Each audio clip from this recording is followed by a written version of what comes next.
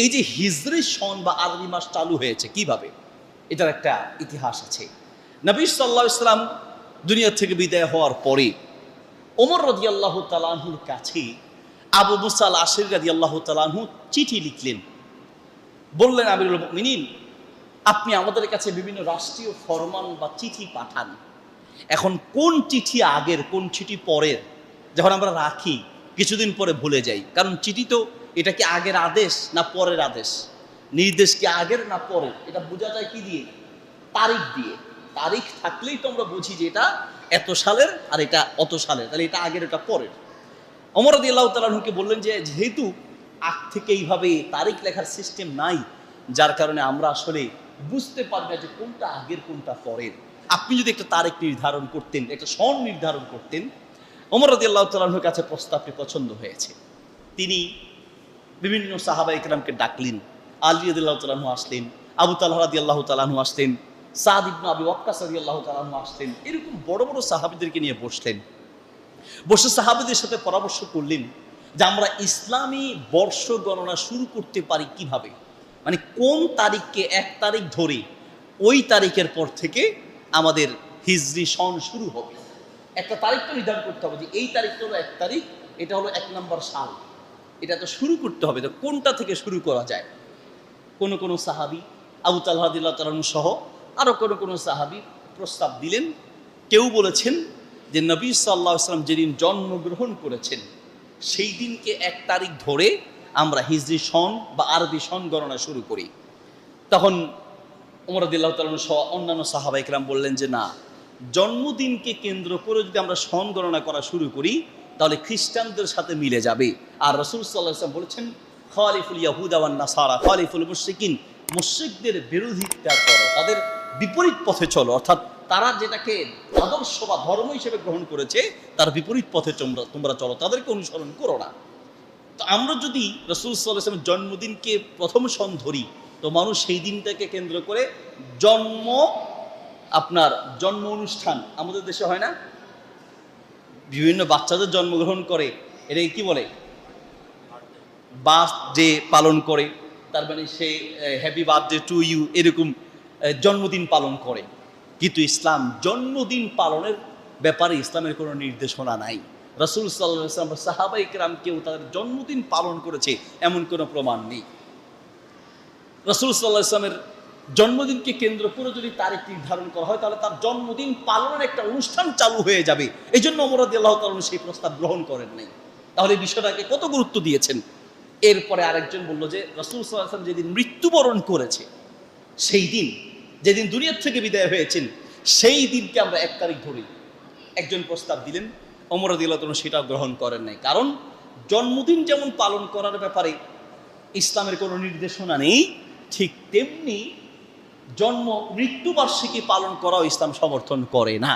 রাসূল সাল্লাল্লাহু আলাইহি ওয়াসাল্লাম যেদিন মারা গিয়েছেন সেই দিন যদি 1 তারিখ ধরা হয় তাহলে সেই দিনটা হয়ে যাবে মৃত্যুবার্ষিকী।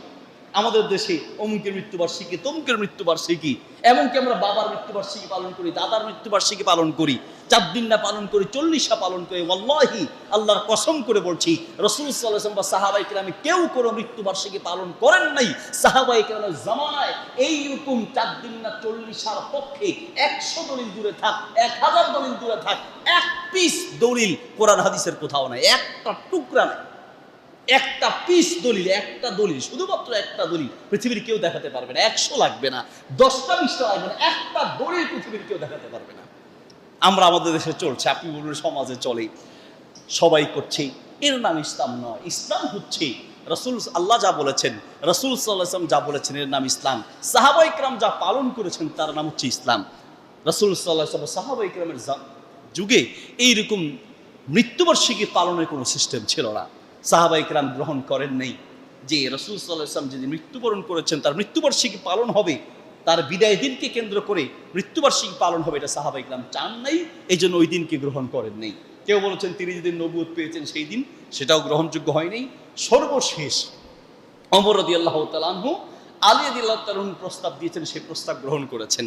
আলী রাদিয়াল্লাহু তাআলা আনহু বলেছেন রাসূল সাল্লাল্লাহু আলাইহি ওয়াসাল্লাম মক্কা থেকে হিজরত করে তিনি যেদিন মদিনায় গিয়েছেন, ওই মদিনায় যে গিয়েছেন সেই দিনকে হিজরত করেছেন, হিজরি 1 নাম্বার সন। মানে তিনি যে মক্কা থেকে মদিনায় গিয়েছেন এটা অত্যন্ত হৃদয় বিদারক, এবং এখান থেকে আমাদের জন্য শিক্ষা আছে। রাসূল সাল্লাল্লাহু আলাইহি ওয়াসাল্লাম মক্কা থেকে মদিনায় গিয়েছেন ইসলামের জন্য, দ্বীনের জন্য শিক্ষা আছে। ওই দিনটাকে আমরা 1 তারিখ ধরি। তো রাসূল সাল্লাল্লাহু আলাইহি ওয়াসাল্লাম যেই দিন মক্কা থেকে মদিনায় গিয়েছেন সেই দিন হচ্ছে 1 তারিখ, আর সেই সন হচ্ছে 1 নম্বর সন। সেই থেকে শুরু করে বর্তমান চলছে 1445 হিজরি, অর্থাৎ রাসূল সাল্লাল্লাহু আলাইহি ওয়াসাল্লাম হিজরত করার পর থেকে আজ পর্যন্ত তিনি 1445 বছর আগে হিজরত করেছেন। তাহলে আমরা জানলাম যে আরবি মাসগুলো কিভাবে শুরু হয়েছে। আরবি 4টি মাসকে হারাম মাস বলা হয়ে থাকে। 4টি মাস হচ্ছে হারাম মাস, হারাম মানে সম্মানিত মাস। এর মধ্যে একটা হচ্ছে মুহররম মাস। মুহররম মাসের ব্যাপারে নবী সাল্লাল্লাহু আলাইহি ওয়াসাল্লাম বলেছেন শাহরুল্লাহিল মুহররম, আল্লাহর সম্মানিত মাস। সব মাসই আল্লাহর, কিন্তু বিশেষভাবে মুহররম মাসকে সম্মানিত মাস বলার পিছনে আলাদা একটা কারণ হলো এই মাসটি অন্যান্য মাসের চেয়ে একটু ভিন্ন মর্যাদাপূর্ণ। তো যেই মাসটা আল্লাহর কাছে মর্যাদাপূর্ণ সেই মাসে আমাদের কি করা উচিত? বেশি বেশি নেক আমল করা উচিত, সেই মাসকে সম্মান দেওয়া উচিত। সেই মাসে অসম্মান হয় আল্লাহর এমন কোনো কাজ করা উচিত নয়। গুনাহের যে সকল বদ অভ্যাস আছে সেগুলো ছেড়ে দেওয়া উচিত। যে সকল গুনাহের অভ্যাস আছে এবং যে গুনাহের কারণে আল্লাহ তাআলা অসন্তুষ্ট হন সেই কাজগুলো বর্জন করা উচিত। সকল গুনাহ থেকে নিজেকে মুক্ত রাখা উচিত। পাশাপাশি অন্যান্য ইবাদতের পাশাপাশি নফল জিকির আজকার এবং নফল ইবাদতগুলো বেশি বেশি করা উচিত। আল্লাহ তাআলা আমাদেরকে তৌফিক দান করুন। বিশেষ করে আমরা রোজা রাখতে পারি, যে কোনো দিনই তো রোজা রাখা যায়, অসুবিধা নেই, কিন্তু বিশেষ করে আশুরার রোজা, আশুরার সিয়াম 9 তারিখ 10 তারিখ দুটি রোজা রাখবো। কেউ কোনো কারণে 9 তারিখ রাখতে না পারলেও 10 তারিখ 11 তারিখ রাখবেন। চেষ্টা করবেন 9 তারিখ 10 তারিখ এই 2 দিন রোজা রাখার জন্য।